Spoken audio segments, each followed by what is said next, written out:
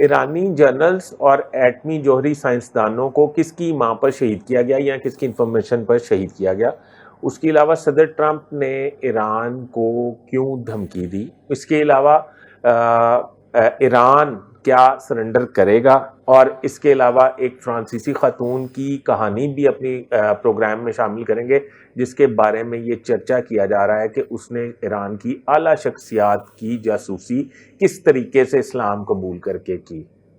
میرے ساتھ ہیں ماہرہ امتیاز۔ آج کے ولاگ کا آغاز کریں گے، ہمارے ساتھ موجود ہیں فیصل ادریس بٹ صاحب۔ اور ناظرین، آج اسرائیل ایران کی جو جنگ ہے اسے 5 دن گزر چکے ہیں، اور 5 دن سے یہ کشیدگی جو ہے وہ جاری و ساری ہے، اور ابھی فی الحال یہ تھمنے کا نام نہیں لے رہی۔ کوئی نہیں کہہ سکتا یہ کس رخ جائے گی یا کیا اس کا انجام ہوگا۔ فی الحال مختلف کیا سرائیاں بھی جاری ہیں، مختلف مبصرین کے تجزیے بھی جاری ہیں، تجزیہ کار اپنے جو ہے وہ اپنے مطابق جو ہے وہ بتا رہے ہیں کہ مزید کیا ہوگا کیا نہیں ہوگا۔ تو اسی حوالے سے آج بھی ہم اس ولاگ میں ڈسکس کرنے جا رہے ہیں کچھ چیزیں۔ سب سے پہلے تو سر میں آپ کو وارم ویلکم کروں گی اور شکریہ ادا کروں گی آپ کے قیمتی وقت کا۔ سب سے پہلے سر بات کر لیتے ہیں جو ایٹمی جوہری سائنسدان ہیں اور جو 6 جنرلز ہیں ایران کے، اسرائیل کی جانب سے ان کو نشانہ بنایا گیا۔ کیا ایران کی جو انٹیلیجنس ایجنسی ہے وہ اتنی ناکارہ ہے کہ وہ اپنے جنرلز کو اور اپنے جو جوہری سائنسدان ہیں ان کے اس جو وہ ایریا ہے جہاں پر یہ لوگ بیٹھتے ہیں، اپنی تمام تر ڈسکشنز کرتے ہیں، کہ اس کو ٹارگٹ کر لیا گیا وہ بھی اتنی آسانی سے؟ کیا یہ موساد کی کارروائی لگتی ہے آپ کو؟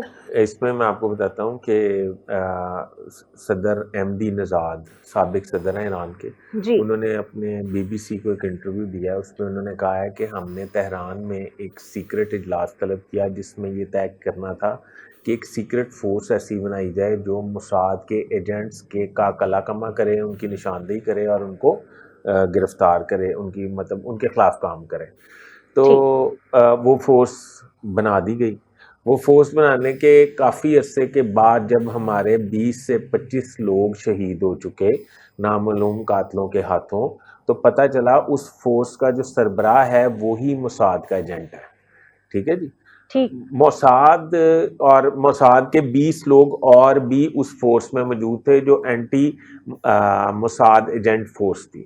اب یہ لوگ جب تک ایران کو یہ علم ہوا تب تک یہ لوگ وہاں سے ایران سے فرار ہو کے اسرائیل جا چکے تھے، پہلی بات۔ دوسری بات یہ ہے کہ کہا یہ جا رہا ہے کہ راہ نے ڈپیوٹ کیے لوگ ایران میں اپنے دوستانہ تعلقات کی بحاف پہ، چابہار ان کی جو ڈرائی پورٹ بن رہا ہے اس کی آڑ میں انجینئرز کے روپ میں اور لیبر کے روپ میں اور ڈفرینٹ عملے کے روپ میں انٹر کیے۔ وہ بیسکلی موساد کے پیرول پہ تھے، ایجنٹس تھے، اور کور انہوں نے انڈیا نے اپنا دیا، راہ نے، اور ان لوگوں نے ان کی انٹیلیجنس کی مطلب مخبریاں کی اور ان کی نقل و حرکت کے بارے میں پتہ کیا اور اسرائیل کو آگاہ کیا، جس کے بعد اسرائیل نے بالکل ایگزیکٹ ٹارگٹ کر کے انہیں شہید کر دیا۔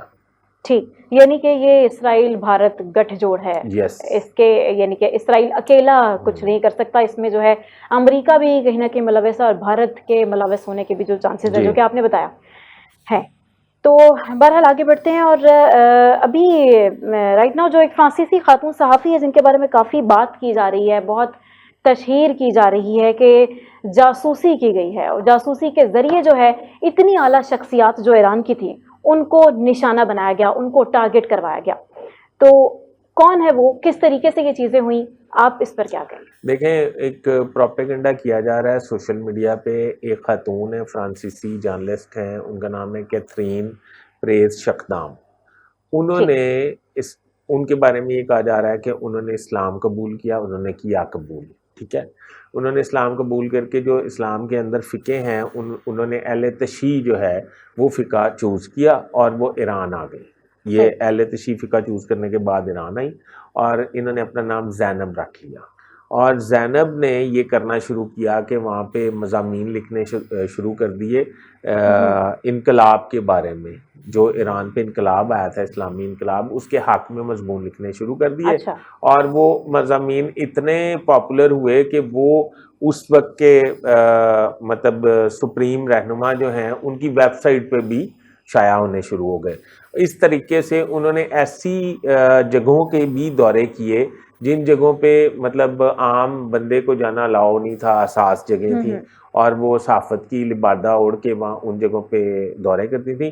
اور پھر جنرل، سائنسدان اور سیاستدان اور پاسداران انقلاب کے جو سربراہ ہیں، ان کے ساتھ نہ صرف ملاقاتیں کرتی تھیں بلکہ ان کے جو اہل خانہ ہیں ان سے بھی دوستانہ تعلقات رکھتی تھیں.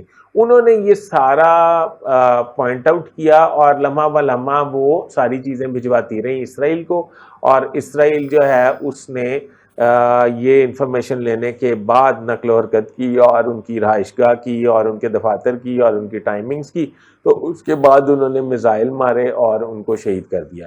میرا اس سے تھوڑا اختلاف ہے. میں یہ سمجھتا ہوں کہ ایک خاتون جو ہیں وہ یہ اتنا زیادہ کام نہیں کر سکتی. وہ جتنی بھی جاسوسی کرتی ہیں، حالانکہ دنیا میں جاسوسوں کی تاریخ میں خواتین بہت زیادہ ہیں، تو وہ زیادہ کام نہیں کر سکتی، وہ اتنا کام نہیں کر سکتی. یہ راہ کو کور دینے کے لیے یہ فرانسیسی خاتون کی سٹوری جو ہے وہ بنائی گئی ہے، گھڑی گئی ہے. صحیح صحیح. ٹھیک ہے، تو ابھی فی الحال اس ساری صورتحال کے بعد جو اگر ہم اس میں دیکھا جائے امریکہ کی جانب بڑھتے ہوئے، آپ سے سوال کروں گی کہ صدر ٹرمپ کی جانب سے جو ایرانی صدر کو دھمکیاں دی جا رہی ہیں اور جو ہے اس طرح کے اسٹیٹمنٹ سامنے آ رہے ہیں، اس حوالے سے کیا کہیں؟ صدر ٹرمپ جو ہیں وہ صرف گدڑ بھپکیاں مار رہے ہیں. وہ میرا نہیں خیال جنگ میں شامل ہوں گے. وہ صرف تہران کو دھمکیاں دے رہے ہیں، صرف خوف کریٹ کرنے کی کوشش کر رہے ہیں. ایرانی جو ہیں وہ تو پاگل ہیں، ان میں تو خوف ہے ہی نہیں. وہ تو آرام سے سڑکوں پہ گھوم رہے ہیں. وہ کہتے ہیں تہران خالی کر دیں. تہران تو کوئی نہیں خالی ہو رہا. وہ دیکھا نہیں آپ نے اس دن لائیو ٹی وی پروگرام میں دھماکہ ہوا ہے اور وہ اینکر اٹھ کے گئی ہیں اور پھر آ کے انہوں نے پروگرام وہاں سے شروع کیا جہاں سے چھوڑ کے گئی تھی. تو میں نہیں سمجھتا کہ ایرانی صدر ٹرمپ کی دھمکی کے بعد ایرانی صدر جو ہیں یا ایرانی عوام پہ کوئی اثر ہوا ہے. میں نہیں سمجھتا. جی، یعنی کہ ایران جو ہے وہ سرنڈر کرنے والی پوزیشن میں نہیں ہے، نہ وہ کرنا چاہے گا. تو ٹھیک ہے سر، بہت شکریہ آپ کے وقت کا، آپ کے تجزیوں کا. تھینک یو سو مچ. اور اسی کے ساتھ جو ہے اپنے پروگرام کو ختم کرتے ہیں. اختتام کا وقت ہو جاتا ہے. مجھے اجازت دیجیے. اللہ حافظ.